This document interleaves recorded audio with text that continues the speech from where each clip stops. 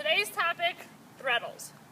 Not necessarily how I would do a threadle, but more importantly, where you're coming from, so the approach to a threadle, and then where you're going to, so coming out of the threadle, determines how you're going to handle it. So we're just going to look at different options for you to consider when you come across a threadle.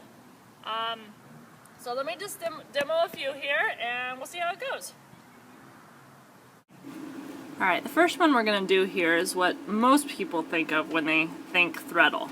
The handler will be ahead of the dog through the gap, and we'll be turning. Here I'm already turning as the dog is lifting up, so Joker knows to come through, and then I flip back for him to take the jump.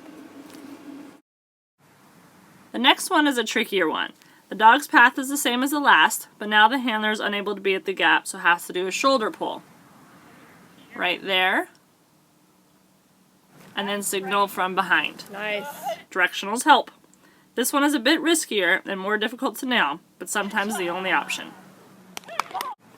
This one starts off the same as the one before, with the handler not able to get to the gap, so they're relying on the tight shoulder pull. Right there as we pull them through the gap, and then we rear across to follow because the course goes the other direction. The dog's path is the same as before, but now the handler is able to get up to the gap for a front cross. My feet are already headed the correct direction before they take the jump, and I just whip them around the second one. And for this last one, we have the handler the same side of the dog as they're landing on that first jump, as well as where they will be headed to. Nice. So this is the push through. So I hope you enjoyed these different ways to handle a threadle. Again, it just depends on where you're coming from, where you're going, and where you're able to get to. Just practice, practice, practice.